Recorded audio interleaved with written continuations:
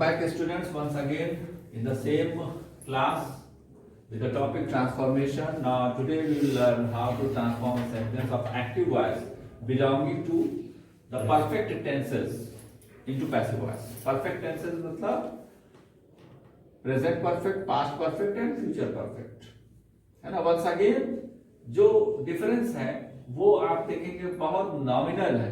जो continuous tenses में जो चीजें थी उसमें कॉन्टिन्यूअस टेंस में पैसिव वॉइस में क्या कर रहे थे, बीइंग लगा रहे थे. इसमें क्या करेंगे, बीइंग लगाएंगे. And the helping verbs will remain the same whether it is in active voice or in passive voice. You will have to apply only these helping verbs. Both are present in both the voices.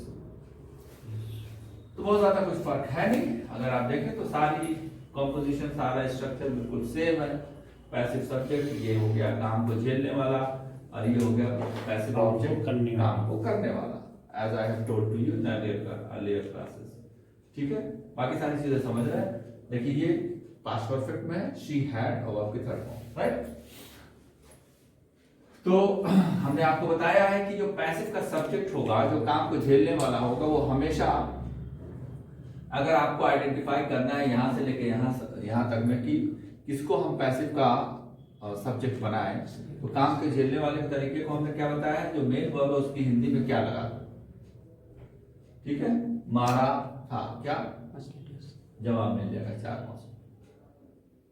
क्या का जवाब अगर नहीं मिलता है तो किसे लगा के चेक कर लें, बस दो ही. ठीक है, दो ही, क्या किसी, क्या और किसी. ठीक है, उसके बाद से ये क्या हो गया, 4 mosquitoes.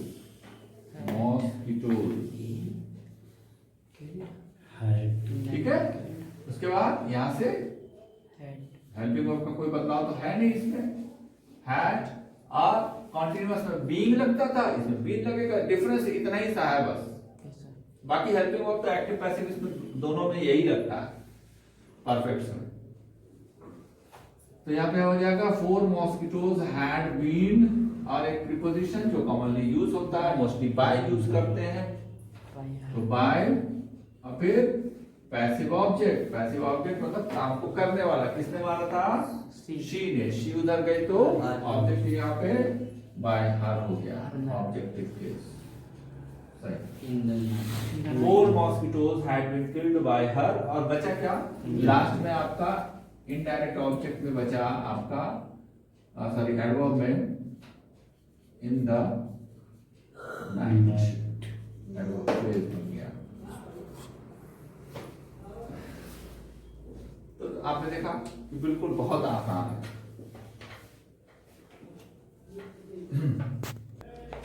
Now you can see. तो आपने देखा किस तरीके से बहुत आसान है. अफर्मेटिव सेंटेंस है ना, असर्टिव का, उसको आपने पैसिव में चेंज किया. Now look at the negative. With the sentence is negative, क्या फर्क पड़ेगा, बस नॉट का फर्क है. नॉट की पोजीशन अगर आपको मालूम है तो यू कैन डू दिस.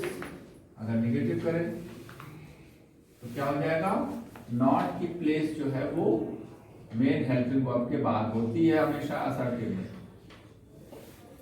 ठीक है, और यहाँ पे एक्टिव में, यहाँ पे हेल्पिंग वर्ब के बाद she had not killed 4 mosquitoes, और फिर यहाँ मेन हेल्पिंग वर्ब के बाद क्या हो जाएगा, नॉट लग जाएगा. तो आपने देखा बहुत आसान है नॉट का प्लेसमेंट. तो आपने नॉट की प्लेसमेंट हमेशा के लिए याद कर लीजिए कि किसी भी सेंटेंस में, असर्टिव सेंटेंस में, नॉट की जो जगह होती है वो मेन हेल्पिंग वर्ब के तुरंत बाद होती है. ठीक. Now let us look when the sentence is interrogative one. इसमें हेल्पिंग वर्ब पहले होगा, उसके बाद पैसिव का सब्जेक्ट. ठीक है, तो फर्स्ट ज्यादा कुछ करना नहीं है. हेल्पिंग वर्ब को पहले कर देंगे और उसके बाद पैसिव का सब्जेक्ट एंड देन बी. ये फिर होगा. तो अब वही सेम एग्जांपल, हैड पहले हो गया, तो आपको क्या करना है, पैसिव में भी हैड पहले हो जाएगा. Had she killed 4 mosquitoes in the night. Had 4 mosquitoes. Mosquito बाद में कर दिया, हैड को पहले कर दिया. बाकी सारी चीजें वैसे ही है. Had 4 mosquitoes been killed by her in the night. That's very simple if you have looked at it. बन गया है right? कुछ Now let us look when the active voice sentence is interrogative true, means the sentences in English starts with a question word. ठीक है, तो question word जो है यहाँ पे ऐड हो जाएगा, राइट? और बाकी सारी चीजें तो that will remain the same. कोई भी क्वेश्चन वर्ड जो है आप इसमें ऐड कर सकते हैं, इसके एक्टिव में भी और पैसिव में भी। वेयर कर सकते हैं, where had she killed 4 mosquitoes in the night, right?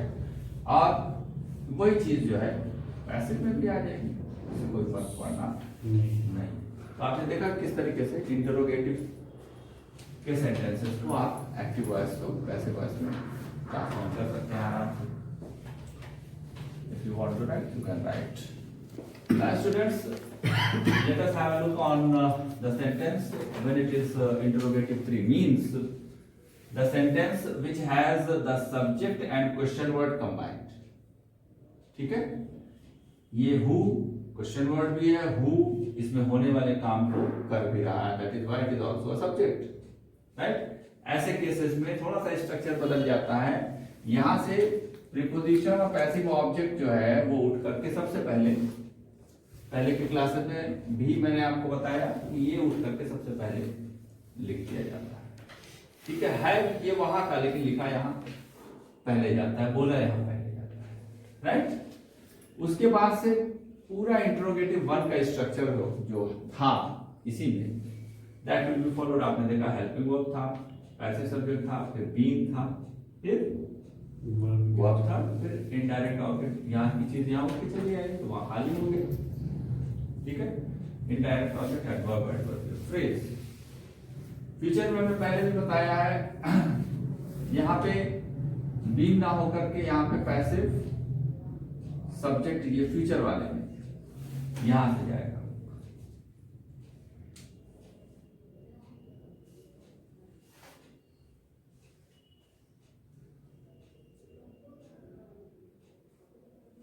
अब देखेंगे तो who has, अब यहां से शी गायब हो गया, who has killed 4 mosquitoes in the night, तो who जो है क्योंकि ये सब्जेक्ट है एक्टिव का तो इसको उधर जाना था तो whom हो गया, लेकिन इसको पार्ट को उठा करके आपको पहले लिखना है, ये रूल है, तो बाय whom करके ये पहले हो गया, आप देख रहे होंगे। फिर वही हेल्पिंग वर्ब, क्योंकि यहाँ पे मॉस्किटोज 4 हो गए इसलिए हैज की जगह हैव हो गया, हैव 4 मॉस्किटोज बीन किल्ड, यहाँ का पार्ट खाली हो गया, बचा क्या आपके पास आपने देखा किस तरीके से परफेक्ट टेंस के तीनों टेंस के एक्टिव को पैसिव में चेंज किया जा सकता है। That's the simplest way you can adopt it and solve the sentences. You can change active voice and into passive voice. I have taught nearly all the sentences of all the tense right now. है ना? There were only 8 tenses. केवल 8 tense के active voice से passive voice में transformation किए जाते हैं। Sir एक example So this is future का this is all about this class, and once again I request you to subscribe my channel, keep on viewing this channel and sharing this channel. Thank you very much.